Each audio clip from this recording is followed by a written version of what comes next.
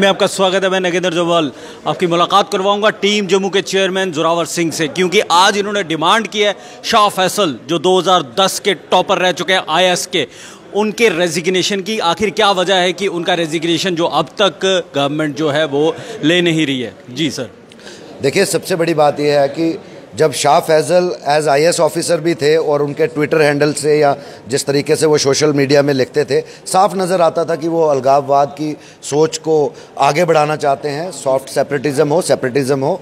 हमें लगता है कि तब भी हमने डिमांड की थी कि इनके खिलाफ एक्शन होना चाहिए। बदकिस्मती से नहीं हुआ, क्योंकि तब की हुकूमतें, मैं समझता हूं कि कश्मीर सेंट्रिक जो पॉलिटिकल पार्टीज़ है ऐसे लोगों को हमेशा बचाती रही हैं, इनको शील्ड करती रही हैं। हैरानगी की बात है, आज गवर्नर्स रूल है और गवर्नर साहब के कई ऐतिहासिक फैसले रियासत जम्मू कश्मीर की राष्ट्रवादी सोच रखने वाले जो लोग हैं उन्होंने अप्रिशिएट किए हैं। आखिर क्या वजह है कि 3.5 महीने से उन्होंने रेजिग्नेशन भी शाह फैसल ने दिया, उसके बाद भी कुछ लोगों ने रेजिग्नेशन दिया, उनके इस्तीफे एक्सेप्ट हो गए, लेकिन शाह फैसल का नहीं हुआ। इन 3.5 महीनों में उन्होंने पॉलिटिकल आउटफिट अनाउंस कर दी और जिस तरीके से वो उस पॉलिटिकल आउटफिट की आड़ में जो वो लाइन टो कर रहे हैं, मुझे लगता है कि वो देश को कमज़ोर करने की एक साजिश है जो हम कतई बर्दाश्त नहीं करेंगे। जोरावर जी, जिस तरह से सेंट्रल गवर्नमेंट शिकंजा कस रही है, अलगाववादी नेताओं की बात की जाए या फिर कश्मीर घाटी में वो लोग जो पाक सिंपैथाइजर्स हैं उन पे तो फटाफट शिकंजा कसा जा रहा है, लेकिन क्या कारण है कि शाह फैसल से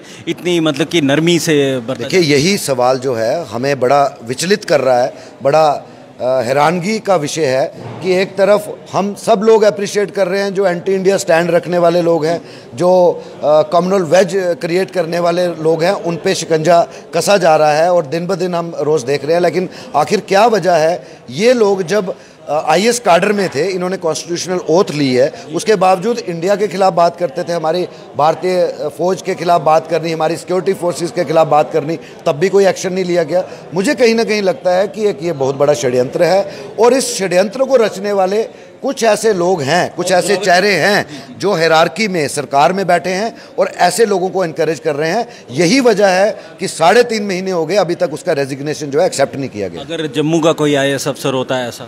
देखिए, जम्मू का क्या, पिछले दिनों में 2 साल पहले हुकूमत जब पॉपुलर गवर्नमेंट थी, एक मुझे आज भी याद है, हम उस डॉक्टर के साथ में खड़े हुए, उसने अपनी जेन्युइन सी बात सोशल मीडिया पे डाली, he was placed under suspension. आखिर ये डबल यार्डस्टिक्स क्यों हैं? जो अलगाववाद को ज़िंदा रखना चाहते हैं, अलगाववाद को बढ़ाना चाहते हैं, उन पे तो ऐसा लग रहा है कि जो भारत माता की जय कहता है उसको आप डराते हैं और जो अलगाववाद को प्रमोट करना चाहता है उसको आप कहीं ना कहीं पुचकारते हैं। ये चलने वाला नहीं है। एटलीस्ट जम्मू खित्ते में ये चीज़ें हम बर्दाश्त नहीं करेंगे। इन्होंने जिस तरह से अपनी पार्टी बनाई है पीपल्स मूवमेंट, उसमें इन्होंने शीला रशीद, जिसने कहा था कि भारत तेरे टुकड़े होंगे 1000, उनको जोड़ा है साथ में। बिल्कुल ठीक कहा था आपने कि जो भारत माता की जय कहता है या भारत के समर्थन में नारे लगाता है, उनको डंडे मिलते हैं या फिर उनके लिए जेलें खोली जाती हैं। जो ये लोग हैं, इनके लिए इतना प्यार क्यों? देखिए, ये बहुत अफसोस की बात भी है, हैरानीजनक तो है ही है कि जो लोग भारत के खिलाफ, संविधान के खिलाफ शरेआम पब्लिकली टिप्पणियां करते हैं, उनको या तो इग्नोरेंट कर दिया जाता है, उनकी बातों को नज़रअंदाज कर दिया जाता है, या फिर कहीं ना कहीं, जैसे मैंने कहा, कुछ वेस्टेड एलिमेंट्स हैं जो इस सरकार में बैठे हैं। और आपके माध्यम से हम गवर्नर साहब को पुरजोर अपील करना चाहते हैं कि ऐसे चेहरे जो अभी भी सरकार में हैं और पर्दे के पीछे इस सॉफ्ट सेपरेटिज्म की लाइन को टो करने वाले लोगों को इनकरेज कर रहे हैं, उनको भी, जो मैं समझता हूं कि पब्लिकली एक्सपोज करना चाहिए और time bound high level probe के बाद उनके अगेंस्ट भी सख्त से सख्त कार्रवाई होनी चाहिए। अगर फैसला जल्दी नहीं होता है तो टीम जम्मू क्या करेगी? हम सड़कों पे आएंगे, जल्दी का बात ही नहीं, हम ये चीज़ बर्दाश्त ही नहीं कर सकते। हम हिंदुस्तानी लोग हैं, राष्ट्रवादी सोच रखने वाले लोग हैं। ये कैसे हो सकता है कि डबल यार्डस्टिक्स एक ही रियासत में होंगी? ये वो वक्त गया। जम्मू खित्ते का एक एक नौजवान धर्म ज़ात से ऊपर उठकर आज सारा यूनाइटेड है।